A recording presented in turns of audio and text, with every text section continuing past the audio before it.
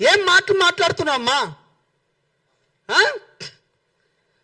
అదేవిధంగా గౌరవనీయులు పాషం యాదగిరి అన్న, ప్రొఫెసర్ నాగేశ్వరరావు గారిది నేను ఎక్కువ వీడియోలు నేను చూడను, కానీ నీది నేను మంచిగా చూసేటోన్నన్నా. నువ్వు మాట్లాడితే చాలా మంచిగా మాట్లాడుతావు. ఎందుకంటే గత ప్రభుత్వంలో ఉన్నప్పుడు కూడా ఏంది అప్పుడున్న ముఖ్యమంత్రులు కూడా ఏ విధంగా మాట్లాడతారో, ఏ విధంగా పనులు చేస్తారో చెప్పేటోను. నీకు కాటికి కాలు చాపుతున్నావు. నువ్వు కూడా ఇట్లా మాట్లాడడం పద్ధత అన్నాను? గౌరవం ఉందా అన్న? నువ్వు మాట్లాడే ఏమైనా ఇంగిత జ్ఞానం ఉందన్నా? నువ్వంటే నాకు గౌరవం ఉందన్నా, బుద్ధి ఉండాలి కదరా అన్న. నీకు ప్రేమతో అంటున్నా, అరే రా అని అడ్జస్ట్మెంట్ చేసుకో, ఏం కాదు. మా అధ్యక్షుడి గురించి అన్న ఒకటి. అరే పాషం యాదగిరి అన్న, ఏం మనిషిరా అన్న నువ్వు? 5 పెళ్ళిళ్ళు చేసుకో. నిన్నెవడు చేసుకోవద్దన్నారా? రాజ్యాంగబద్ధంగానే చేసుకున్నాడు గారా. ఏంద్రా ఈ పెళ్ళిళ్ళ గోలా? ప్రతిసారి ముండా కొడుకులకు అరే మొగోడు చేసుకున్నారా పై బాగా అర్థం చెప్తున్నా, తెలంగాణ ముచ్చట్లే చెప్తానా. ఏంద్రా మీ బాధ? రాజ్యాంగం ప్రకారమే చేసుకున్నాడు. ఏనంటే 3 పెళ్ళిళ్ళు, అరే వేషాలు వేసేటోళ్ళు, బూడిదలు పూసుకునేటోళ్ళు. నీకు వద్దన్నమన్నా? తెలంగాణ ఉద్యమంలో నేను తెలంగాణ సినిమా ఆర్టిస్ట్ అసోసియేషన్గా నేను పనిచేసిన. నేను జనరల్ సెక్రటరీగా ఉన్నా. అనేక మందికి నేను కార్డ్స్ ఇచ్చిన. నేను రియాలిటీ షో కూడా చేసిన. మరి తెలంగాణ వచ్చినప్పుడు ఇదే రసమై బాలకిషన్ అన్న అప్పుడు ఒక మంత్రిగా ఉండేటోడు 7 ఎకర్ల మీటింగ్ కూడా జరిగింది. అప్పుడు నాగార్జున గారు, చిరంజీవి గారు కూడా వచ్చింది అనుకుంటా. దాని తర్వాత చాలా మంది హీరోలు వచ్చిండ్రు. తెలంగాణ ఆంధ్ర ప్రాంతం విడిపోయినప్పుడు ఇది మీకు తెలవాలి కాబట్టి చెప్తాను. ప్రతిసారి సినిమాలు మీవి, బూడిదలు మీ తెలవాలిరా భయ్. మీకు 300 కోట్లు ఉండే అప్పుడు తెలంగాణ మన తెలుగు ఫిలిం ఛాంబర్లో. అప్పుడు అది ఏపీ ఫిలిం ఛాంబర్ అని ఉండే. 300 కోట్లు ఉంటాయన్నా, మీకు తెలవాలి. నేను చెప్పిన, అరే మీరు 150 కోట్లు తీసుకోండి, మేము 150 కోట్ల లెక్క తీసుకుంటాం. అప్పుడున్న తేజాతోని, దాని తర్వాత ఇప్పుడు ఇతను ఉన్నాడు కదా రాణా వాళ్ళ ఫాదర్ పేరు సురేష్ బాబు, వాళ్ళతోని మాట్లాడుకొని మేము అప్పుడు ఒక స్కూల్ కూడా పెడదాం అనుకున్నాం. అరవింద్ గారితో కూడా నేను అప్పుడు మాట్లాడినా. అటువంటిది తెలంగాణ వచ్చిన తర్వాత నీ తెలంగాణ వచ్చింది, అయిపోయింది. మరి ఎవడు విడగొట్టలే? మరి దాన్ని ఎవడు తీయలే? మరి ఇప్పటిదాకా 13 ఏళ్ళు అయింది. ఒక ఫిలిం ఛాంబర్ ఏమైనా ఉందా? రసమై బాలకిషన్ అప్పుడు అన్నాడు, తెలంగాణ వచ్చింది, అయిపోయింది, ఇంకేం లేదు. బుద్ధి ఉండాలిరా, తెలుసుకోండి.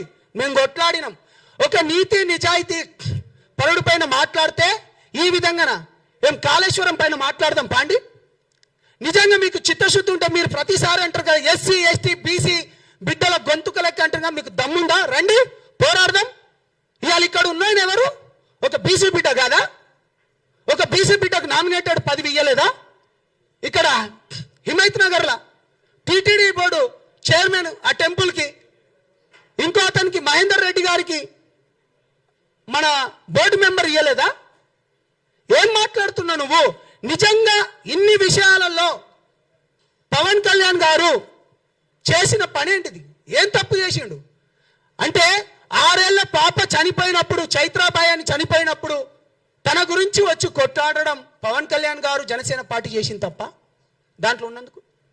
లేకపోతే ఎల్బీ నగర్లో లక్ష్మీబాయి అనే ఒక ఆడబిడ్డను పోలీసులు విచక్షణ పేరుతోని తీసుకుపోయి కొట్టినప్పుడు మీ ఛానలే వచ్చినాయి ఎక్కువ.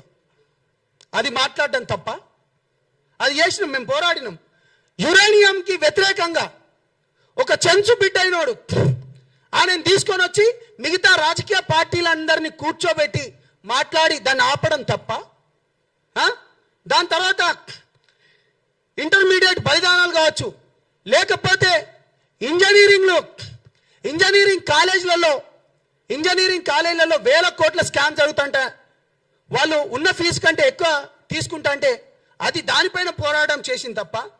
లేకపోతే తులసి చంద్ గారు మొన్న మీరు మంగ్లీ కేసు 9 మంది చనిపోయినరు. మీరు మంగ్లీని తీసుకొని వచ్చి ప్రెస్ మీట్ పెట్టిండ్రు, పాడ్కాస్ట్ చేసిండ్రు, కానీ బాధితులను తీసుకొని వచ్చి చేసినావా అమ్మా నా బంగారు బిడ్డ? మీరు బాధితుల తరపున మీరు ఎప్పుడు లేరు. 9 మంది చచ్చిపోతే కొట్లాడింది నేను. మేం పోయి అక్కడున్న తమ్ముడు గిరిజన సంఘాల నుంచి అశోక్ కానీ, లేకపోతే సేవాలాల్ సేన మైదాన ప్రాంతం వాళ్ళు మన రఘురాం కొట్లాడిండు. ఎప్పుడైనా నువ్వు కొట్లాడినవా అమ్మా? ఏం మాట్లాడుతావమ్మా నువ్వు? లగచర్ల భూములకు రైతులకు బేడీలు వేసినప్పుడు జనసేన పార్టీ కొట్లాడింది. కాబట్టి మీడియా మిత్రులందరికీ నేను మళ్ళీ చెప్తున్నా, చేతులెత్తి దండం పెడుతున్నా, తెలంగాణ ప్రాంతం అనేది మనని ఒక్కసారి అన్నా అంటే గుండెలకు హత్తుకునే ప్రాంతము, మనము గుండెలలో పెట్టుకొని చూసుకునే ప్రాంతము. అంతేగాని ఇష్టం వచ్చినట్టు అరే బక్క జడ్సన్ నువ్వంటే నాకు ఇష్టం అన్న ప్రేమతోనే తిడతాను, నీ తమ్ముడు లెక్క బుద్ధి ఉండాలి. ఇంకా నీకంటే ఎక్కువ బూతులు బ్రహ్మాండంగా మాట్లాడతా. ఏం మాటలు మాట్లాడినారు వెదవా, చెక్కగాడు, లేకపోతే బుద్ధి ఉందా, తొక్కుతా అంటావు. అరే ఇది ప్రజాస్వామ్యం రా భయ్, నీకెట్లా మాట్లాడాలి, రాజకీయ పార్టీలు ఏ విధంగా పోటీ చేయాలో రాజ్యాంగం మాకు కూడా కల్పించింది, ఆ హక్కు మాకు కూడా కల్పించింది. కాబట్టి విశ్లేషణ పేరుతోని నేను చివరిగా మాట్లాడే ముందన్నా, మోదీ గారు భారతదేశానికి అత్యున్నత 2వ ప్లేస్లో ఉన్నది అమిత్ షా గారు. ఒక రాష్ట్రానికి ఉప ముఖ్యమంత్రిగా ఉన్న పవన్ కళ్యాణ్ గారు, ఒక మంత్రివర్యులు ముగ్గురు మాట్లాడుతున్నట నాకు సోర్స్ వచ్చిందట. ఇప్పుడు పవన్ కళ్యాణ్ గారిని అట అమిత్ షా గారు క్లాస్ తీసుకున్నారు, లేకపోతే జగన్ గారి గురించి ఇది మాట్లాడిండ్రు అని చెప్పడం వేరు, మాట్లాడేసిండ్రు అని చెప్పడం వేరు. నేనేమంటున్నా, నువ్వు ఆల్రెడీ జరిగిపోయిందని చెప్తున్నా. నువ్వు పెట్టాలిగా, నువ్వు ప్రొఫెసర్ నాగేశ్వరరావు రిటైర్డ్. కాబట్టి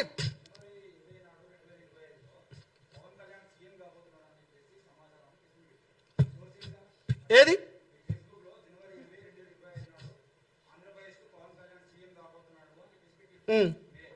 అవును,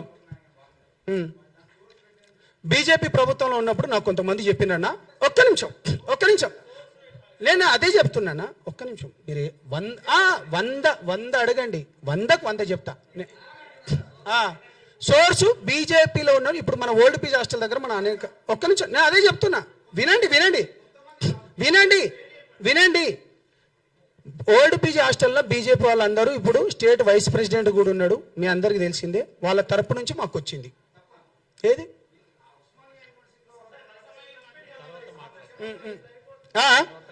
చలో ఒక్క నిమిషం నేను డిస్టర్బ్ చేయకండి, ఆగండి. మీ ఒక్క నిమిషం మీరు బ్రదర్స్, మీకు గంటగా ఒక్క నిమిషం లైవ్ జరుగుతుంది. సాయంత్రం రాత్రి వరకు కూర్చుందాం, ఎక్కడా పోయేది లేదు. మీరు ఉండేది మన క్యాంపస్ దగ్గరనే, నేను ఉండేది మన క్యాంపస్ దగ్గరనే. వినండి. వీళ్ళందరూ మాట్లాడిన తర్వాత నువ్వు ఎన్ని క్వశ్చన్లు అన్నిటికీ సమాధానం చెప్తా. రాత్రి వరకు కూర్చుందాం.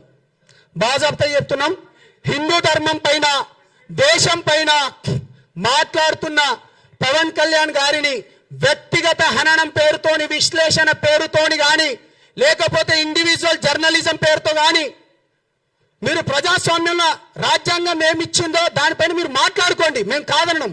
కానీ వ్యక్తిగత హననానికి పోతే బాగుండదు, తస్మత్ జాగ్రత్త వెదవల్లారా అంటున్నాం. మిత్రుడు మన నందగిరి సతీష్ గారు మాట్లాడతారు, తెలంగాణ ఉద్యమంలో పనిచేసిన వ్యక్తి.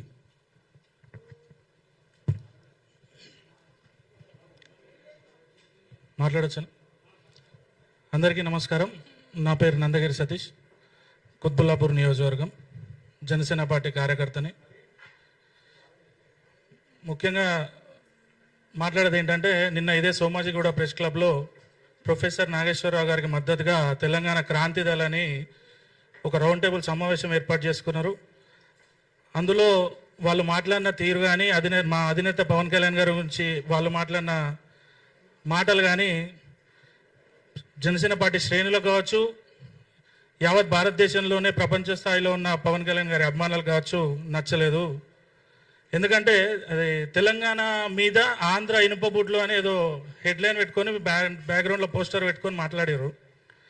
అసలు ఈ అంశాన్ని, అసలు ఈ సమస్యని లేవనెత్తింది ఎవరు? ప్రొఫెసర్ నాగేశ్వరరావు గారే కదా.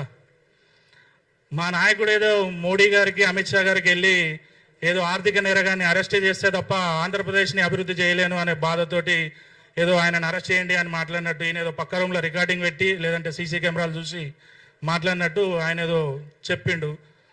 దానికి ఊకదుంపుడుగా వీళ్ళందరూ ఎగేసుకొని నిన్న వచ్చిర్రు. ఒకటి, ఆయన ముఖ్యమంత్రిగా ఉన్నప్పుడే ఆయన సామ్రాజ్యాన్ని కూల్చి మోడీ గారి చంద్రబాబు గారి ఆధ్వర్యంలో కూటమి ప్రభుత్వాన్ని ఏర్పాటు చేసిన ఘనత